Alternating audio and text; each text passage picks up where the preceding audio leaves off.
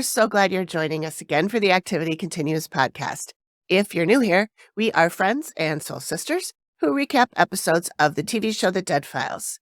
And we talk about other creepy shit as well as some mundane stuff about our lives. I'm Amy. And I'm Megan. And again, thank you for joining us. This week, Amy is recapping the Dead Files episode called A Banshee's Cry. It's from season 2 and episode 2, and it aired August 17th of 2012. So Amy, do you want to let us know why you chose this one? Yeah, I mentioned this last time. You had said that you were going to cover this one at one point. I can't remember what episode, a couple ago. And then you ended up covering something different. So I was like, well, we told everybody we were going to do a Banshee's Cry, so we better do it. And it literally was, I think I just honestly forgot. Like, I don't think there was any good reason. No, I know. why I'm sure you just were like, oh, I don't know. Because I said, oh, you're doing the Banshee's Cry, right? And you're like, no, I don't know what that is. By yes, I mean no. Yeah. So, actually, fun fact, yeah. I'm not. Yeah. Good talk. So that's why I picked that one. So I posted the Alanism, right? And I posted my post said, if you're new here, Amy's dad passed away in 2019, and he, at the end of his life, he was saying a lot of weird things. Amy's stepmom, Jackie, wrote them all down, and we read one every week. Here's this week's. And I did not use any kind of hashtags about Dead Files or about Amy Allen or anything. Like, nothing. I think I used like hashtag Alanism and funny quotes or something like that. Yeah, I saw it was nothing to do, like, connect. It's not like you wrote hashtag Amy Allen or... No, nothing. Well, Amy Allen saw it, and she thought that maybe I was talking about her. And so she commented on my tweet, and I can't remember exactly what she said, but it was something like, you're not talking about me, are you? And I was like, oh my God. First of all, I'm like, Amy Allen's tweeting at me. Yeah. Secondly, Amy Allen's mad at me. So I was like, no. My name's Amy. I am the co-host of this podcast. It's about my dad who passed away in 2019. Right. And she didn't answer. And I'm like refreshing, waiting for people, to see, make sure she saw it, And she didn't respond. And then other people were like, Amy, did your dad? I know. And I'm like, oh my God. And then I replied to that person and said, nope, this is me, Amy, co-host of the podcast. Yeah. Nope, not her. So anyway, like the next day I saw a couple. Oh, I kept seeing more people seeing her comment. There's like 400 and some people that saw her comment on our post. And so I was like, oh shit. But she finally did see it, and she just posted like a series of emojis that was like, one of them was like a head thing, and one of them was a heart, and one of them was a giggle or something like that. So she's fine. We're fine. We're still best friends. It's all good. Obviously. I mean, it's going to take more than that to destroy your friendship, but it's pretty solid. So, yeah. It is. Oh, no. What? I think Lisa Marie died. Lisa Marie Presley. I just got a breaking news. Rock legend Elvis's only child. Yep. I just see it. Yeah. Oh, my God. Oh, no. She had a cardiac arrest. She had a heart attack. No, it's not the same. I Googled it. Oh. I think I know that you're right, but I don't remember what the distinction is. So a heart attack is when there's a clogged artery or clogged something or other that goes to the heart. Cardiac arrest is when the firing gets interrupted. Oh, okay. Yeah. Is your cold better? You sound not really. stuffy. I am, and it's all like in here. I have to sleep sitting up. Yeah. Snakes in California have been seen swimming through the state's flooded streets, but that's nothing compared to South Australia. Well, obviously, everything in Australia is trying to kill you. That's right. Australia is scary. God bless I love Australia, but people who live there, you're the real MVPs because you got spiders, you got snakes, you got crocodiles, you got sharks, you got jellyfish. Yeah. Too many things trying to kill me. No, that's too much. Too much. I think I read on the internet a long time ago that like 7 out of the 10 most venomous snakes live in Australia. Oh, that sounds right. Yep. No. Isn't that crazy? No. I can't do it. I mean, I'm guessing they're not in like downtown Sydney, but still. Well, you don't know that. I don't. They might be coming up the toilet. Oh, like those little frogs. Oh my gosh. Did I send you Jordan the Stallion and he was talking about the frogs? The frogs, yeah. You have to put mesh over your toilet? Yeah. Your pipes? Yeah. Sir, I love how he just throws everything. I know. I love his little... I know. He's so cute. He's such a cutie. He is. Wait a minute. Where he opens his cupboard to throw stuff out. Did I send you the one where somebody handed him something to throw out? Yeah. I've seen a couple like that. Someone's in the doorway handing him stuff. He just picks it up and throws it. Out. He is so funny. I love him. He is. There's so many good people on TikTok.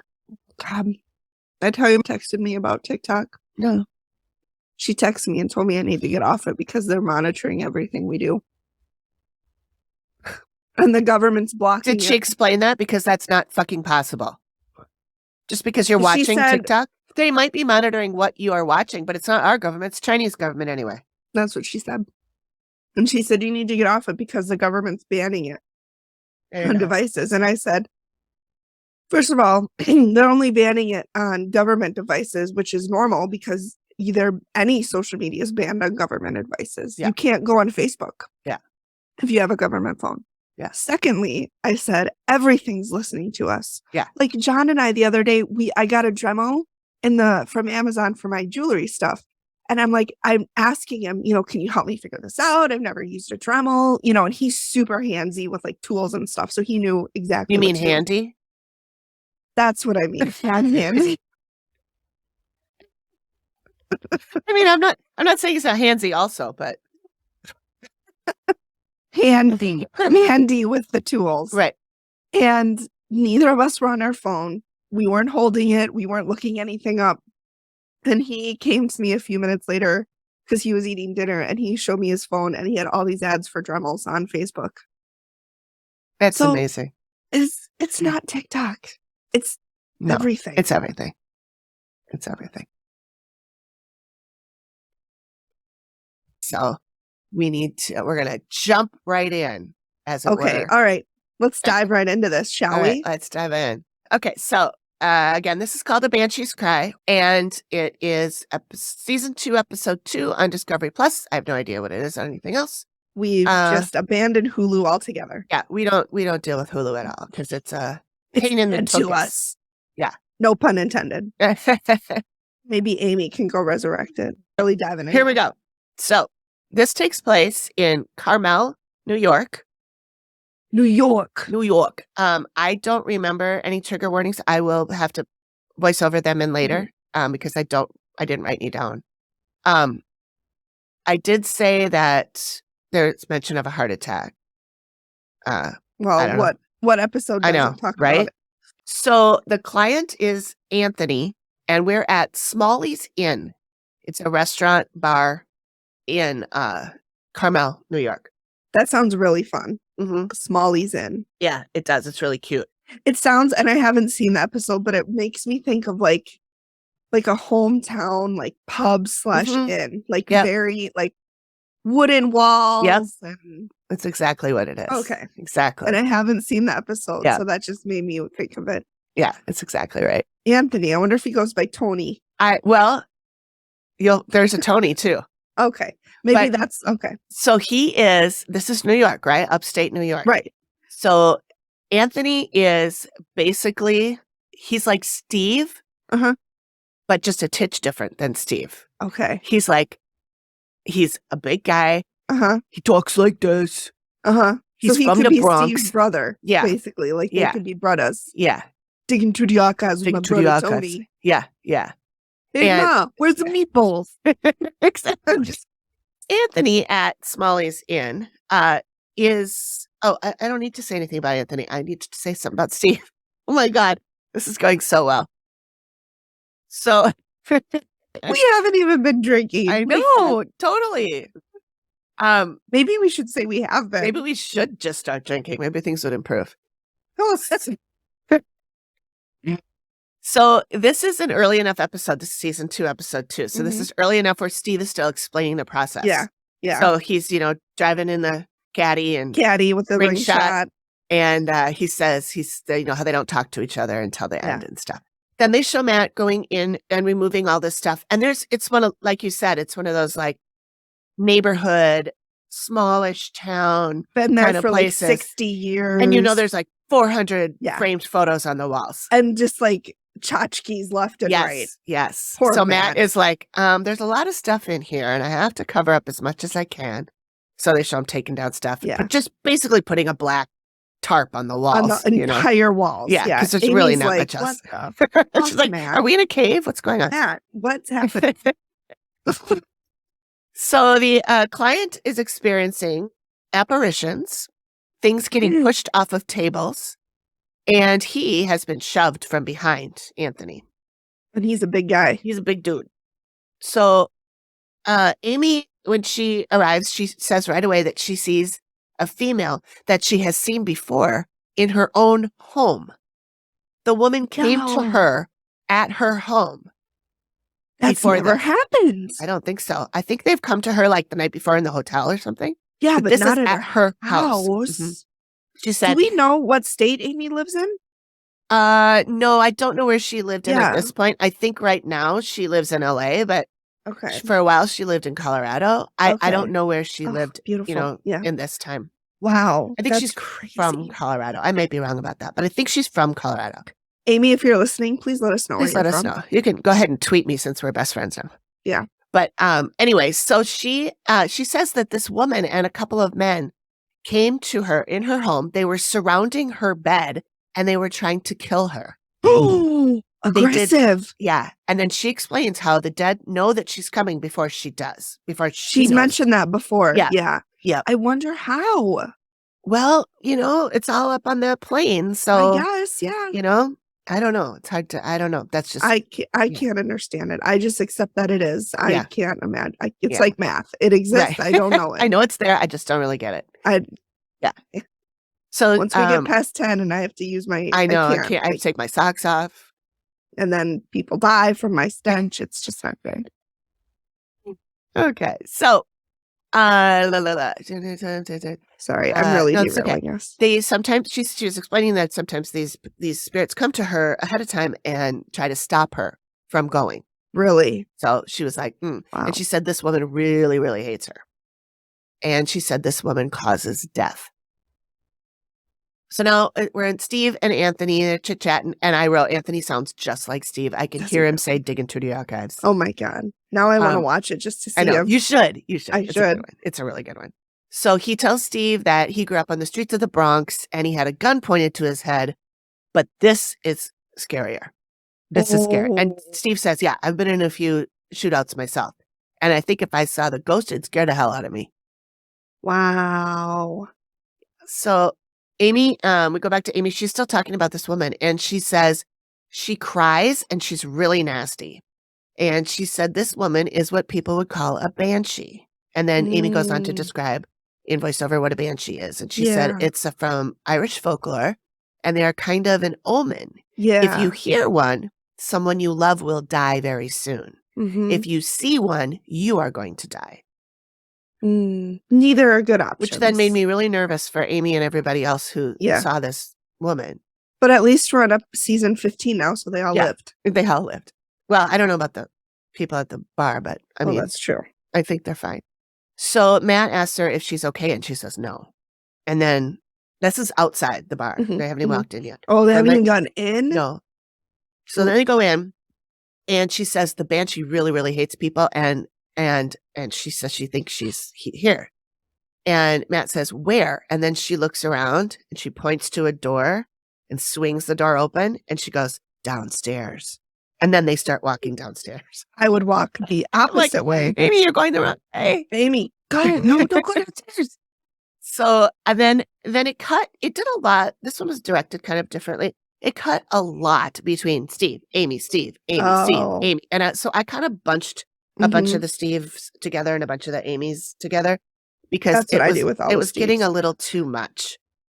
So anyway, Steve and Anthony are going downstairs into the basement, and Anthony says that he has cut his hours at the restaurant because he can't stand to be in the basement. Really? And yeah, and he's like, this is starting to, I have to provide for my Provide. family. I can't be, cutting my hours. I need to be able to work. So, and it is a creepy basement, but then again, they also film it that way, with the swinging camera and all that. Right. Yeah. So even after Steve switches on a light and he's got a flashlight, it's still really dark down there. No thanks. Goodbye. And Bye. they have lights for the filming. For the too. cameras. Yeah. But it's Bye. still super dark down there.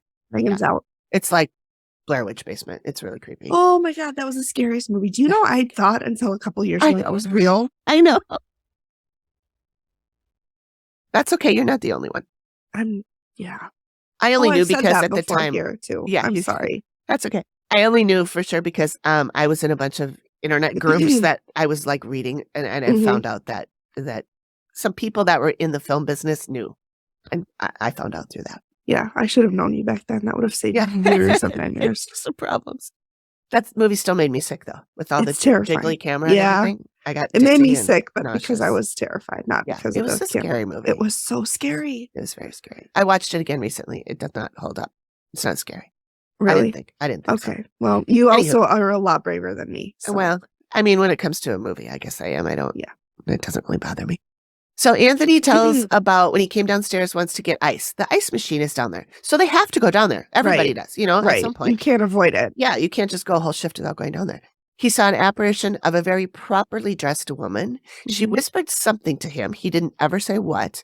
He turned around and he was shoved. And he knows that's the Banshee. Yeah, he knows, he goes, I'm a pretty big guy. And he's taller than Steve and wider shoulders than Steve. And Steve is like close to 6 feet. Yeah. I mean, this guy's at least 6'2", 3". Yeah. He's a big guy. And Steve agrees. And then they start comparing body weights. That was funny. Steve goes, I go about 210. You got to be at least 275, 280, right? And he says, easy. So then he says the lady then, after he got shoved, just walked right by him. And he went to follow her and she disappeared. Steve asked her. Why would you follow her? Well, he was trying to chase her out, I think. I don't know. So Steve asked him to describe the woman, and he said, she looks like she's from the 1800s, poofy dress and a nice hat, blonde hair. He could see right through her. So she was transparent. Yeah. Anthony also said he's seen a male apparition. His hat was half on, half off, hanging off the side of his face. He had curly white hair, a jacket, ruffles on his shirt. And Anthony thought he was just a customer. And when he was going to, he said he was going to go pop him. I was about to go pop him. What did that mean? He said, I'm ready to smash this guy. But then he just disappeared. Oh. I wonder, when he said his hat was half on, half off, was it supposed to be that way? Or was it more like... He said he put his hand on his side of his head like that. So I don't know. I think... Because some hats, if you angle them, they're supposed to be that way. Yeah, it might have been. It might have been. I don't know what the style was back then, so I don't really know. But Steve tells him that if he saw this stuff, he would probably never come back down here. And Anthony says, I don't. And that's why I am cutting my hours. I need my pay. I need to put, So, and then I was like, so clearly Anthony doesn't own this place. If he's being like, I have to cut my hours and I'm not making the money I'm supposed to and stuff. Because I thought he was the owner at first. So, and I noted that you could really tell that Steve, I think, believed this guy 100%. Like sometimes you can tell Steve's like, this guy's bullshitting me. Yeah. If you're And he bullshitting asks- me, I'm yeah. gonna be really pissed. Yeah, I'm gonna be really pissed. So I could tell he was, and maybe it was because they were the same kind of guy, you know, the New York guy. Yeah, New York Italian. guy. Yeah. Mhm. So I don't know. Anyway, so now we go back to Amy. She's in the basement. She gets a feeling of being bashed in the head. And she's sensing that someone here has had a lot of pain and head impact. Amy says she was up in everybody's business and is really pissed off. Whoa. And this woman is seeking revenge. And she sees an opening and she takes advantage of it. I wonder, isn't that the way banshees come around? Well, Or are they like a whole other entity? Or are they like we'll get to that, but Okay. she's in a word, no, not really. Okay. But okay. So Amy sees a man in uniform downstairs, and when Matt asks her to describe him, it sounds just like the guy Anthony saw. Poofy shirt, the arms come out, she was gesturing like ruffles, Mhm. and he's got a rifle with and she goes like this with her finger, just wiggles her finger like she's like my taking a picture gesture. Mhm. Yeah. And at the end of it, she says, and Matt goes, a knife? And she said, yes, it could kill you. Well, I mean, to be And fair. then she goes, but I don't feel good about it. And I'm like, well, I wouldn't think that you would. They might have edited and cut that funny, but it made it sound like she was saying, he's got a gun and a knife, but I don't feel good about it. I mean, who would feel good about it? If you see somebody with a gun, you're usually not like, oh, I feel really warm and fluffy. Yeah, this is nice. That's cuddle. Yeah. So she says he made her feel really uncomfortable. And then she walks down this. And when he walked down the stairs, it's like this is his basement. The basement is his area or something. Oh, so okay.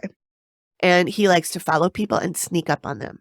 I don't like that. And he gives off panic and confusion. Mm-hmm. And he makes her feel scared. And she said he's not confused, but he puts that out there. Okay. He puts out confusion. And she says she doesn't know what his problem is, why he's still here, or how he even got here. Mm-hmm. And now we're in the bar area. Steve is he's meeting with Tony, who is the owner. Not to be confused with Anthony. Oh, Anthony's not the owner? Anthony's not the owner. Tony is the owner, and Anthony's a different guy. They all look the same. They're three Steves. It's really funny. They all are dark hair, Italian. same build, yeah. Italian. Yep. And so he has seen an apparition at the bar, a man in a suit and tie, and he tells how there used to be video games in the bar that you would play. I'm guessing like those big console ones. Yeah. Oh, that sounds like fun. I know. And he said that when you were playing, you would see somebody behind you, like in the reflection of the glass. Yeah, but then you turn around, there's no one there. No. So he said he gets goosebumps just telling these stories. And he said people get tugged on their sleeves. Tony says one of the employees came down to get ice and saw a soldier standing there looking at her. He was wearing a blue uniform with a blue stripe down the pants. And she quit. At least he sounded like Union. So right side. Yeah. But they are in New York. Yeah. Yeah. So after that night, she quit. She quit that. Bless her. Yeah. And then another one got tormented. Things were thrown at her. An ice scoop was thrown at her. And Steve asks, is she here? Can I talk to her? And Tony says, she's no longer with us. And Steve goes, she died? And he says, yes, she died prematurely by accident. They don't ever talk about it again. I have no idea what happened to this woman, but she died. I don't think we've ever had that in an episode. Mm-mm. I don't think so either. I wonder if she died because of the Banshee. I don't think. Well, so Tony tells him that's a guy named Smalley bought the place in 1852. Tony's family has had it since 1965. Oh, yep, very family bar. Yeah. Or family business. Yeah, yeah. So now we're at Amy. She says someone male came up behind her and tried to grab her back. He was a soldier or a captain, and he's hiding now. He does not want her wandering around, and he's hiding, and she keeps looking like she's looking for him. Okay. But they move into the kitchen area. They're still talking about the basement, but they're up on the main floor now. And he asks her if the soldier would make himself known to people. And Amy says that people would feel him before they would see him. He doesn't like to be seen, which is why he's hiding right now. His favorite place is the basement, and he doesn't want anyone down there. He moves stuff around, and he likes to freak people out and make them feel claustrophobic. So now Steve is back in the basement with a guy named Jeff. So Steve says he wants more info from people who aren't there every day and aren't influenced by workplace rumors. Right. So he looks Smart. up. Yeah. Smart. Totally. So I never would have thought of that. No, I know. That's why I'm not a detective. I'd be such a bad detective as much as I would love that job. I'd be like, terrible. You didn't do it? Okay. I'll be like, oh my God, of course you were just holding these drugs for your friend. Honestly, that's what good friends do. Right. We need more people like you. We need more good friends. Please be on your way. And then my other detective friends would be like, Megan. That's literally the bad guy. Yeah. So he finds a contractor who worked on the basement at one point, but the guy was too scared to finish the job, left before it was over. His name's Jeff. We never get a last name. Jeff. They're in the basement. I can't believe Jones. that Jeff even went back into that basement. Yeah. Or maybe he felt more comfortable with Steve and with cameras and all that. And other people. Yeah. Maybe he was doing it alone. Yeah. The job. He might have been, yeah. Yeah, he might have been. He did talk about it a little. I don't recall him talking about anyone else. But he said when he was on the job for a few weeks would go just fine, and then he got a negative feeling like sadness. Like sadness. And he didn't want to see people. He would get really tired. He got kind of like depressed, and he would get really tired. He would leave the bar, and 45 minutes later, he'd feel better. He'd be fine. So he says he's feeling it a little bit right now. Right there while he's talking to Steve. Wow. He said lights would fizzle and then burn out. And he and Steve both talk about how that's not really how bulbs burn out. They usually have a bang, a flash, and then they die. They don't just fizzle and die. Yeah. And these did. And he said it was happening 2 to 3 times per night. So that's a lot. That's a lot. Times per night. I Yeah. don't like it. I don't like it either. So he was explaining how he had a pile of lumber stacked on one side of the room, all neatly stacked.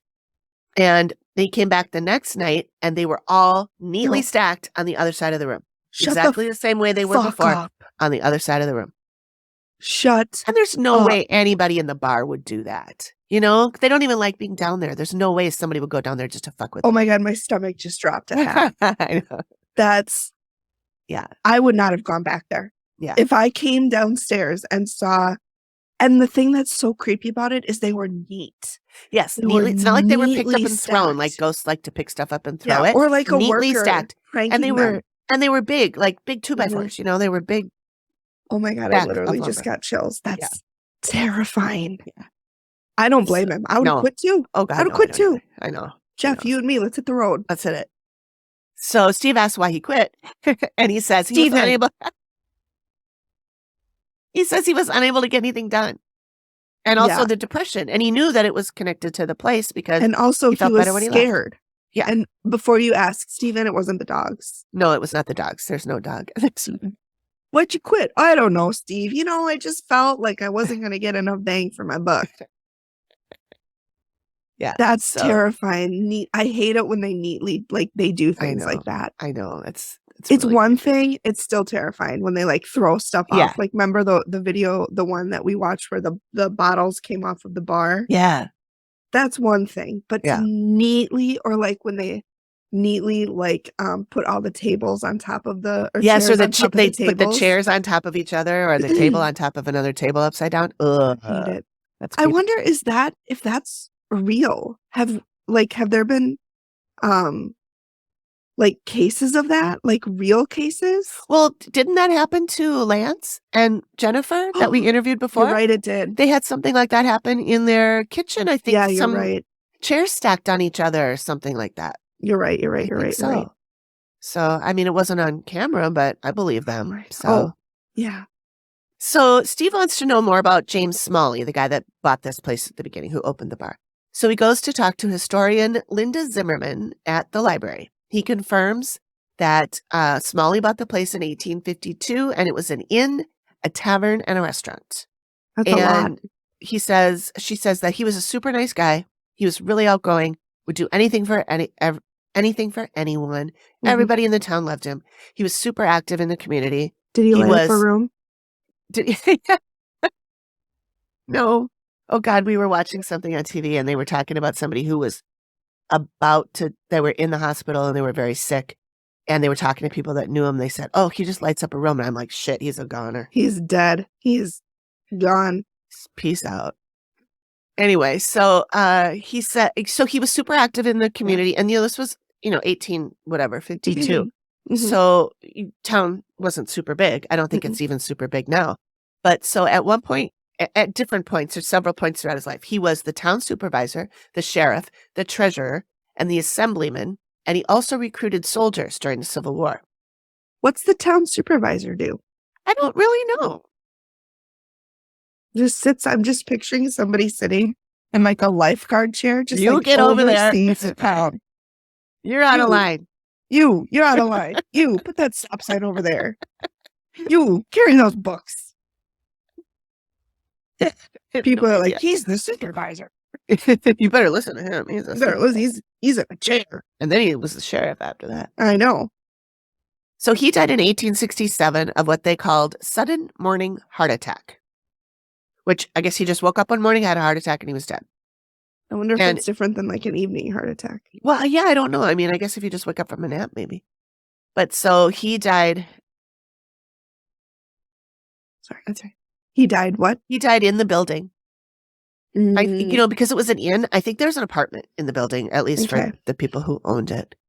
And he was about 54 years old, which is pretty young for a heart attack, but back then things were different. 1867. I mean, what was the average lifespan then? It can't be 90. No. He was probably elderly at 54. Probably. Yeah. But yeah, that's young. Yeah. That's young. Yeah. For a heart attack? I know. A heart attack. So Amy's walking around the bar area. She gets a guy that worked there, probably owned it, very much in charge. He's here all the time, but he's more of a residual. He's a good vibe. He's happy. Mm-hmm. He died here. And Matt says, how did he die? And she says, I think he had a heart attack. She's just so good. I know. How did she do it? I know. I think he had a heart attack. So Smalley had a wife named Harriet. They had 9 children. 9 children. And they all lived in this place, I think. That is so many children. Yeah. 2 of them did die when they were babies. I don't know how. They didn't talk about it. Oh, trigger warning. Yeah. Baby death. But that's all we're going to say. I mean, right. We say that in the trigger warning. That's all. Anyway, his wife died in 1850 and he married her sister, Emily. And they which had I guess is that was what common, they did back then. Yeah. And they had another 6 children. 15 total children? Yeah. 2 of those kids died of diphtheria. And then Steve asks, what's diphtheria? Yeah. And this woman says it's contracted through contaminated food. Okay. And it attacks the respiratory system. And so it presents like pneumonia. Okay. But it's a really painful and slow death. Oh, great. Yeah. So now Amy's back in the basement and she says she feels like people lived down here. Mm-hmm. Like maybe 10 people. And she says they're all sleeping down here and she thinks they're all one family. And some of them are very sick, like with a flu type thing. Oh, so diphtheria. Which is diphtheria, I'm sure. Yep. And she says, I think a couple of kids died from it. God, she's good. I know. She gets people yelling like from a long time ago and she can see blood on the floor. And she says that's an indicator of how many people died there. Okay. So that's a new confusing.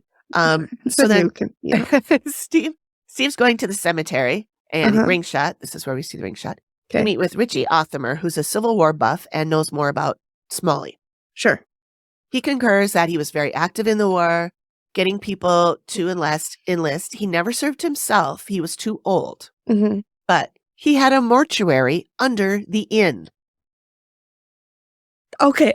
So now we've got an inn, a tavern, a restaurant, and a mortuary. Yeah. And then you can also add coroner to his list of community jobs he held. I wonder if that So- was before or after the supervisor. It was probably after. So when people were injured in the war, they would get taken down there and they would be either they would die down there waiting for help, or they would wait. They would be dead when they got there, and they would just wait for their families to come pick them up. So there were a lot of dead people in that inn. Oh my God. Yeah. So then we go back to Amy, and she says somebody is talking about something medical. She sees a table, like a long table. And she says, oh my God, they're bringing in these men and they're injured and someone's digging a bullet out of somebody. Whoa. Yeah. She was so spot on in this one. Yeah. Yeah. So now Steve's at the library digging through the archives. Digging through the archives of Tony. And he finds cannoli.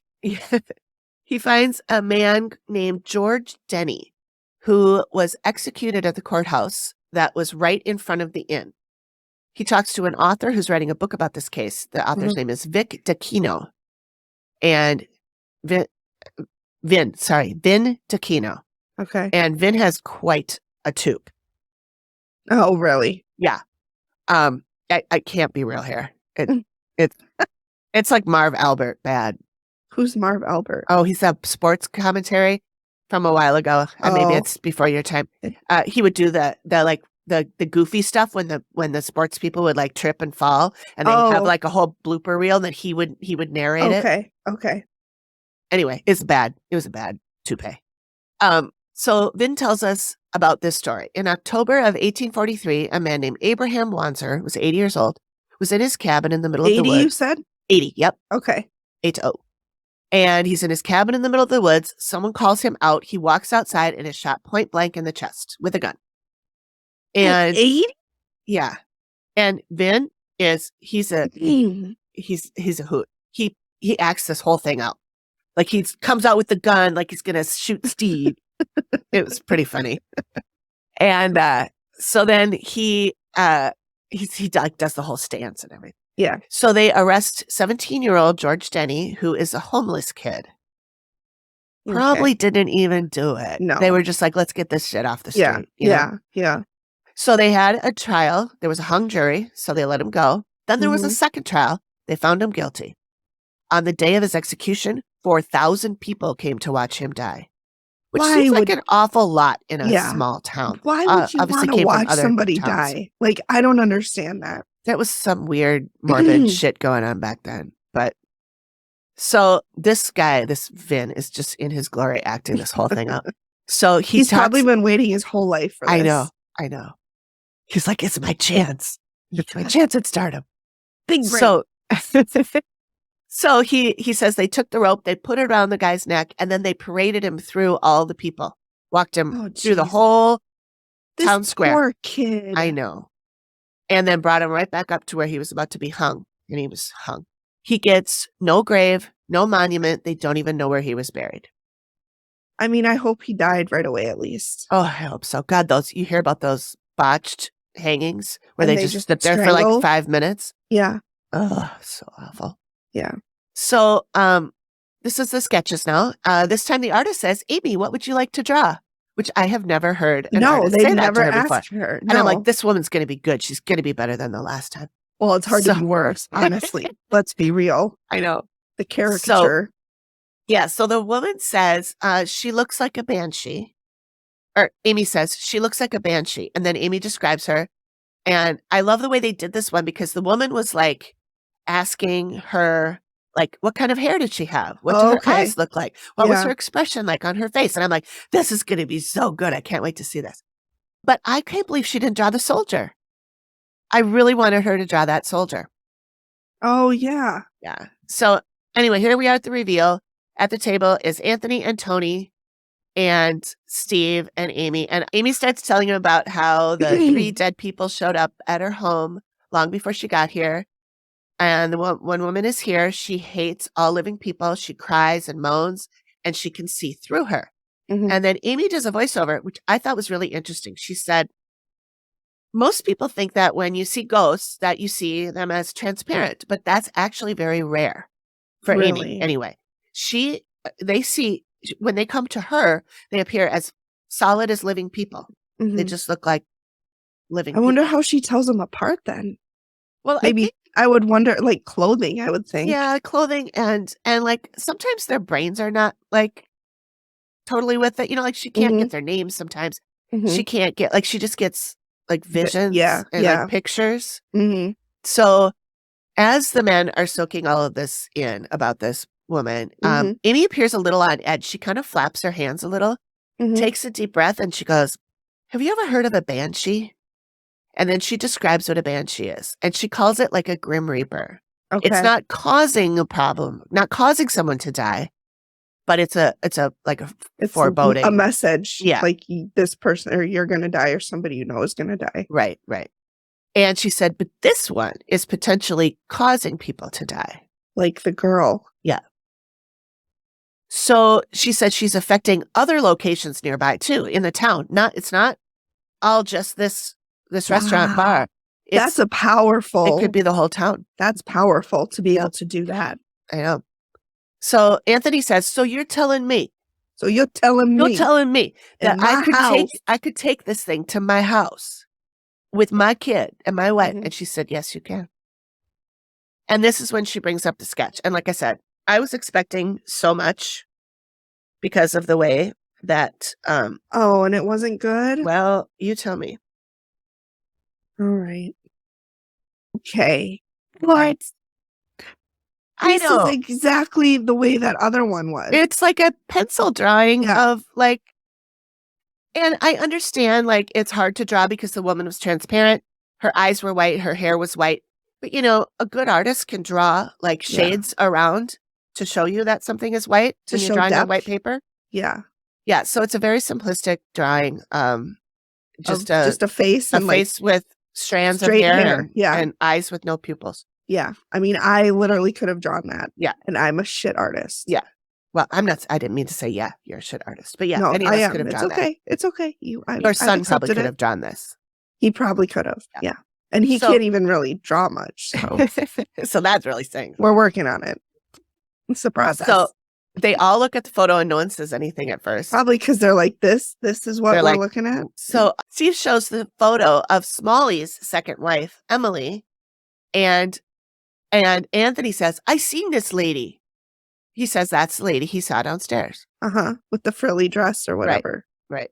So Amy says, well, this is the woman that I saw too. She said that she's relieved when she saw the photo because this means that the woman that she saw is not a banshee. Okay. Because living people cannot become banshees. Oh, okay. So she's a separate thing. Well, no, she's that there isn't a banshee. Not really. This woman is projecting herself as a banshee to scare people because she wants them all to leave. She hates living people. Oh, okay. Well, that's tricky. Yeah. So then Amy goes and talks about the long tables and the pools of blood. And then Steve talks about how this was, how the guy was a coroner and that this was a mortuary for a time. Amy talks about the soldier and Anthony is all wide-eyed. Because he saw the soldier. Yeah. And she said that he pushed her. And he's really good at that kind of stuff. And Tony talks about the soldier that messed with the waitress. Who quit. Steve, the one that, and then also the one who passed away. So Amy tells about the contractor, Steve talks about the contractor who won't work here again. Which still gives me goosebumps. Yeah. That's terrifying. Yeah. And Amy says, he can move stuff around. So he's probably the one that moved that lumber pile. And when I think about that, do you think it when they do stuff like that, do you think the stuff literally moves through the air? Or it must. Or does it move maybe through dimensions and then it just goes poof and poof? I always wonder this. Good question. I would love to see and when a video. They stack the table, their chairs on tables. Yeah. Are they literally hovering in the air? I don't know. That's a great question. Somebody who's seen this can let us know, please. Yeah, please let us know. We're dying to know. Well, poor choice of words. Yep. So she says when she sees Smalley's photo, she said that ghost really reminded her of Smalley. So she really believes that the ghost is Smalley, but Smalley was a nice guy. Yeah. So she says, I can't really explain it, but he wasn't a soldier. but he wanted to be a soldier, but he was too old. So he helped, get Recruits, soldiers yep. in. Right. Right. So she said, Amy thinks that she is seeing him both as his happy self in residual form, and then also projects himself as an angry soldier to protect the property. Mm-hmm. And maybe because he's resentful, he couldn't fight when he wanted to. Maybe. Because he was too old. And so Yeah. now in death, he can make himself into what he wanted. Yeah. That makes sense. Mm-hmm. So Steve asked about the kid that was hung, and she said she didn't pick anything up about that. Okay. She well, said good at nothing at that at all. She tells the whole story. And she's like, no, I don't know anything about that. Okay. And then at least that means he's maybe at peace. Yeah, I hope so. Hope so. And then she explains that no one medium catches everything right 100% of the time. Right. How she's could like, they? Yeah. So I think she felt like I felt like she was defending herself, but I felt bad for her for feeling like she had to do that. Yeah. Nobody would expect. I mean, how could you? No. It's like if you go into a crowded room, you're not going to notice everything. Right. Because there's just too much going on. Right. I'm sure it's the same with mediums. Yeah. Yeah, for sure. So Amy says they're safe to stay there. She says you have to deal with Emily first. She may not be a banshee. Yeah. While she may not be a banshee, she is bothering people, and it's not going to be easy. You need to get a priest and a medium who will make contact. They will find her issues, let her vent, and then ask her to leave. And then they have to get rid of the soldier. So the priest will do a blessing, and the soldier will go. And they say they will absolutely follow all of Amy's advice. Do they? And it says at the end, since the investigation. Now, this is weird. That you know how the end thing has the words and says what it is? Yeah. It says, since the investigation, Tony has consulted with a priest and a medium. The paranormal occurrences at the restaurant continue. It didn't say the activity continues. So I guess we have to change the name of the podcast. Oh, there we go. There we go. They've weird phrasing. I know. Maybe they were trying something out. They were workshopping it. Yeah. But season 2? Yeah. They did that in season 1. Oh, whatever. I don't know. We all try new things out. So I did a little bit of research. This restaurant actually closed January 15th, 2020 after 55 years in business. Shoot. Financial reasons, I'm assuming because of pandemic. Well, that was before pandemic in 2020.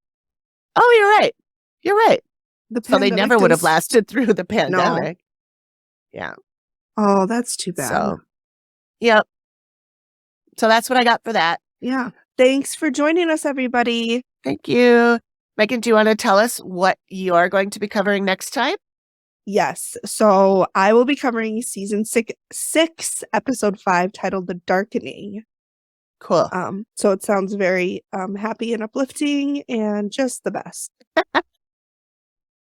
It looks like it takes place in Wausau, Wisconsin. So it's kind of our neck of the woods almost. I picked that because I went to college in Stevens Point, Wisconsin. Oh. And Wausau was about 30 minutes away from us. And so I've been to Wausau multiple times. Oh, cool. Yeah. All right. I've never been. I had a friend in college who was from there. Went to high school there. But yeah. Okay, so we need to do an Alanism. Yep. I will say, if you're new here, sorry, you guys, I got a cold. If you're new here, my father, Alan, passed away in 2019. He had dementia, Alzheimer's, something like that. And so he said a lot of goofy shit. And so when he did, my stepmom, his wife, wrote them all down and gave me this 86-page document of all of his, well, no, it's a 5-page document, but I think there's 80 some sayings on it. And so each week, Megan throws me a number and we read one. Or sometimes you pick a number based sometimes on I pick how one. you feel that day. Yeah, sometimes I read a bunch of them and I'm like, yeah, that one sounds good. So do you want me to throw a number? Yeah, throw a number. Let's do 33. 33. Because it's 8:33. 33. Okay. I recently looked this one up because I didn't know what the fuck he was talking about. All right. He says, sometimes I find it easier to talk like an armchair Brit than a Freddie Ensford Hill. Who's Freddie Ensford? He's the character from My Fair Lady. He's not the professor, is he? No, he's not the professor. That's Henry Higgins. Yeah, that's Henry Higgins. But I don't know who he is, but he's Henry Higgins, just you wait. He's a character from My Fair Lady. So I find it easier to talk like an armchair Brit than a Freddie Ensford Hill. Interesting. Yeah. Oh, maybe Freddie was the one who loved Eliza. Maybe. And he sang on the street where you live. Yeah. It could be. I'm going to say that's Freddie. That's Okay. what I'm going to say. Okay. Final answer. No fact checking being done here. No. Not I'll do live a voiceover anyway. later if I have to. Yeah. Not live. But all right.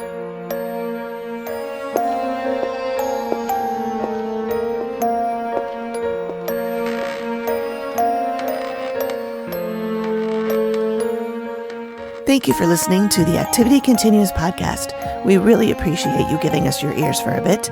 Please reach out if you have a suggestion for which episode of the Dead Files we should cover next, or if you have a spooky story you'd like us to share on the show. We can be reached at theactivitycontinues@gmail.com or through our website or any of our socials. Links are all in the description of the show. Please feel free to drop us a note and say hi. And join us next time when the activity continues. The Activity Continues is produced by me, Amy, at Collected Sounds Media and is part of the independent Collected Sounds podcast network. We are also proud members of the Boo Pod network of super cool podcasts. Nailed it.